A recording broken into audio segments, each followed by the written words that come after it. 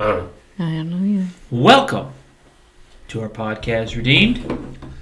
It's been a little while. We took a small break. A small break. Yeah, very small. Very small. You know, if somebody would finish up our new studio, then we wouldn't have to keep missing sessions. You know what I'm saying? It's all about the person building this new studio. Studio's on hold. Somebody wants an apartment. I need a home. Then the studio can take place. Gotcha. No, we'll just do it in her front living room in her apartment. She'll love that. I don't care. Yeah. It's really small, but I don't care. So is this. So is this. Yeah.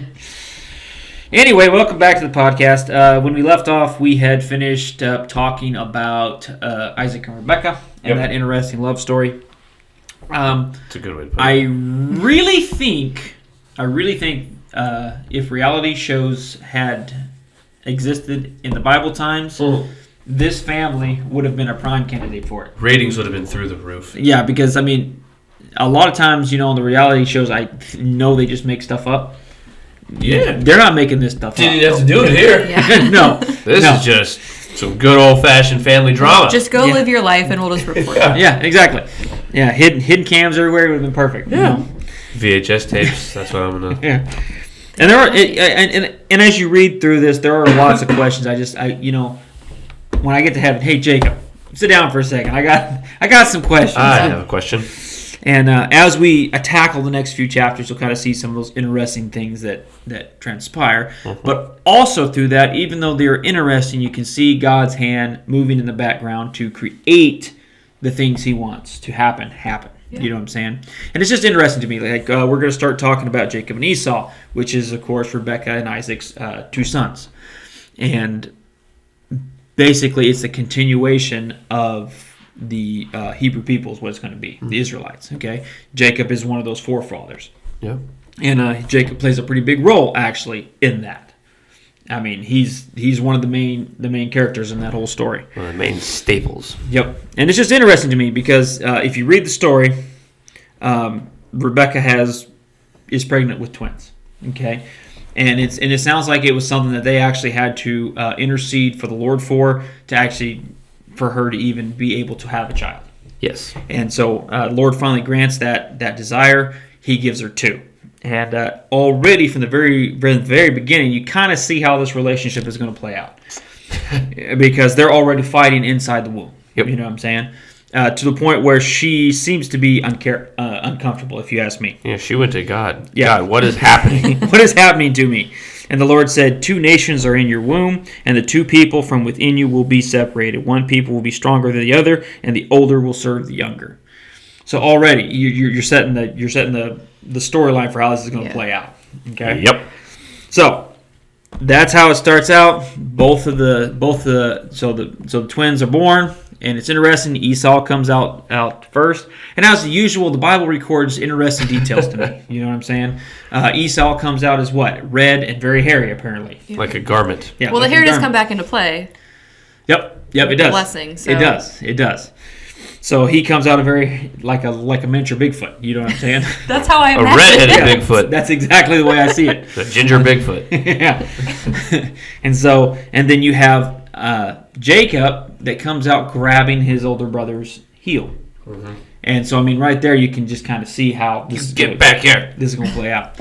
So both the kids grow up, and we get to see into the life here of how that kind of plays out.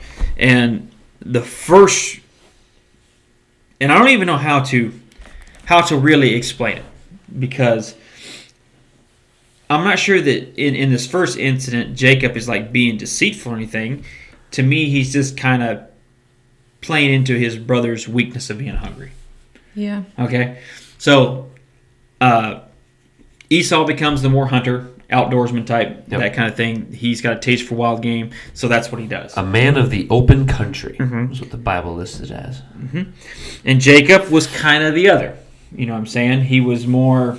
He was staying at home and baking cookies. He was content to stay at home. Exactly. Uh-huh. But, you know, it depending on the home, I'm content with staying home, too. Yeah, you know same. What I'm saying? Yeah. It's fair.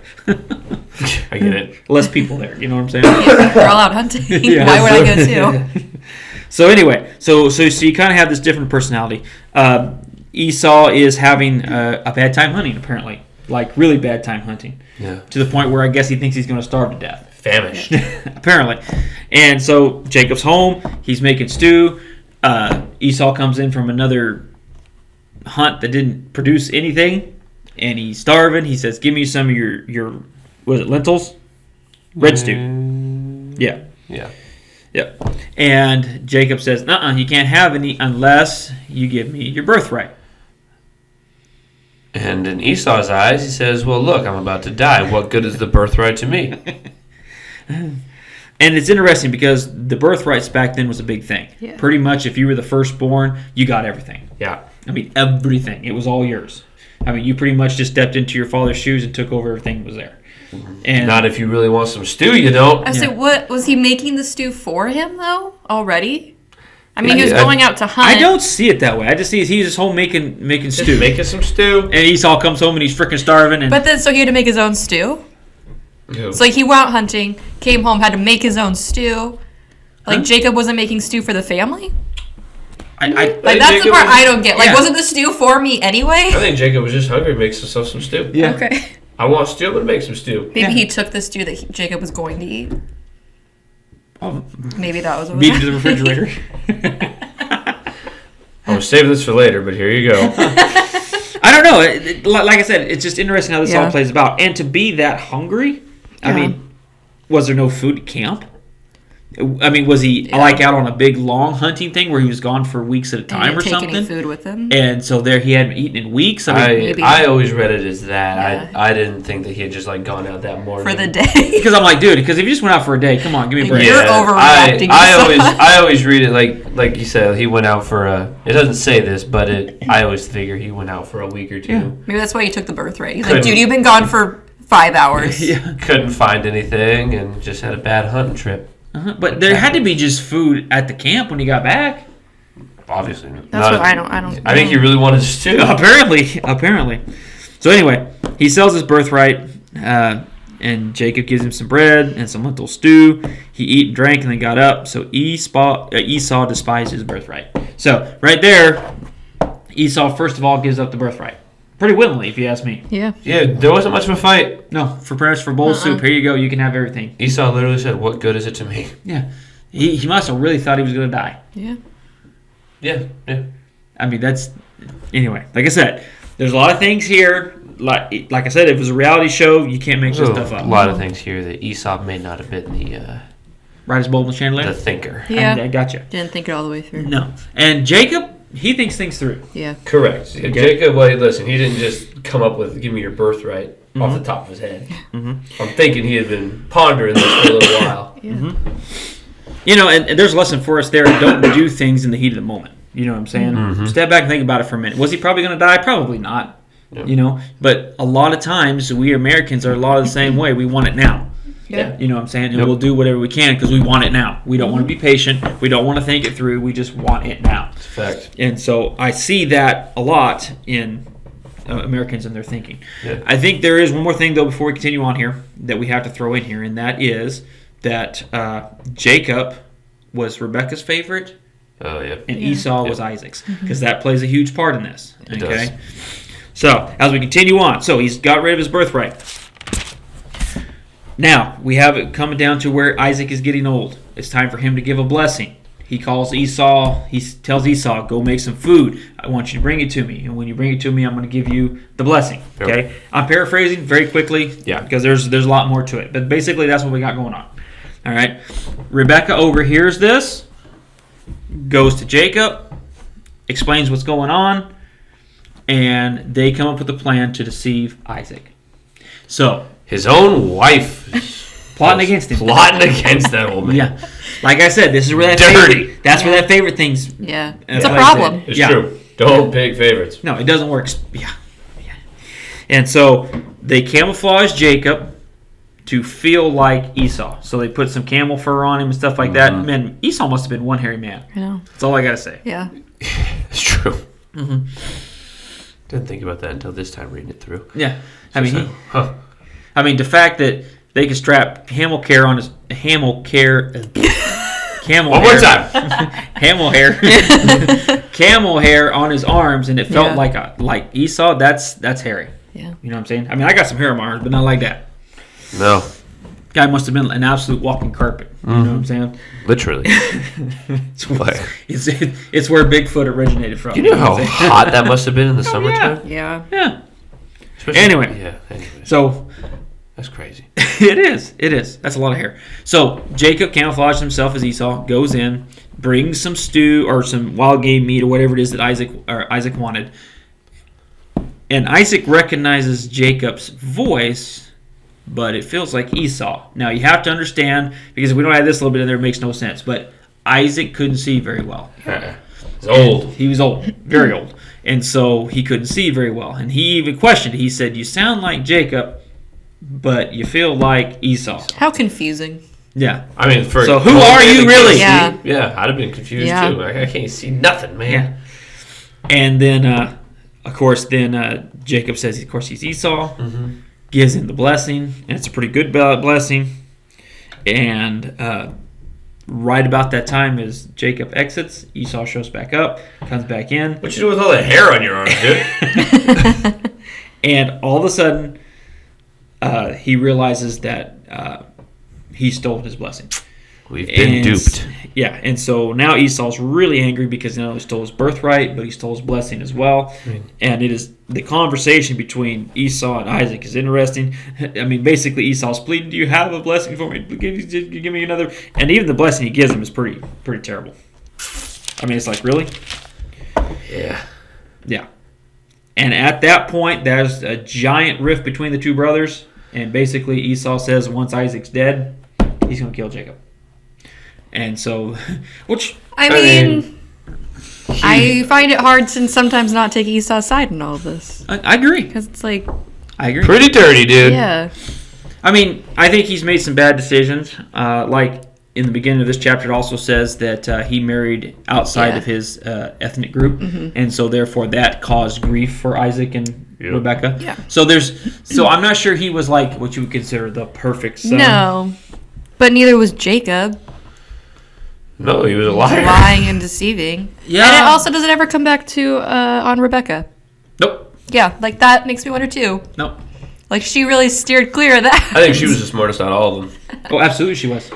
Yeah. Oh, Yeah. absolutely. You know she was. And then even at the end here, she tells Isaac to leave, and then Rebecca tells Jacob Jacob to leave, excuse me, and then Isaac tells Jacob to leave. So I mean, they both become on Jacob's team and saying, "Hey, you got to go." Yeah, you gotta bounce, dude, because You that gotta- guy, he's gone. crazy and he will kill He's you. a little upset. And Yeah. none of us can stop him. Yeah. No. And you're on your own, bud. But granted, you got to be like, okay, you made your bed, now you got to lay in it. Yeah. You know what I'm saying? I mean, you stole the birthright, you stole the blessing, it's on you. You know what I'm saying? Good. True. Great, you got the birthright, you got the blessing, but you're not going to be able to collect on any Yeah, of it really. because you're Now going to get have to outta run. here. Yeah, now you're on the run. Yeah. What'd you really get? I mean, I guess the blessing was something because the blessing that he put on Jacob was impressive. Yeah. You know what I'm saying? And It's true. so anyway, Jacob leaves. And that's where we're going to leave it for this go around. There's a lot more to Jacob. What a cliffhanger. I know, it's interesting. He's on the run. Because after this he goes to Rebecca's Well, brother's don't give house. it away. We got Tune a in next wrestling week. match You just said we were going to Here you stop go. there. and Jacob know. gets to wrestle an angel. You know what I'm saying? So we got some things we'll talk about next time. But have you ever wrestled an angel? I'm I'm about to wrestle you. All right. So don't pick favorites. Don't do it. Don't be hasty. Don't always want it now. You know what I'm saying? Think it through. Yep. But also know that no matter what it looks like, God's always got a plan for something. You know what I'm saying? I mean, Always. even through all of this, God's directing it behind the scenes, and He's setting Jacob in a position where he will carry on the Israelite family, that line. You know what I'm saying? Yep. So I mean, there's a reason that the three main fathers are Abraham, Isaac, and Jacob. You know what I'm saying? I mean, that's who they always go back to. Yeah. I mean, and past that, it's like it gets a little fuzzy.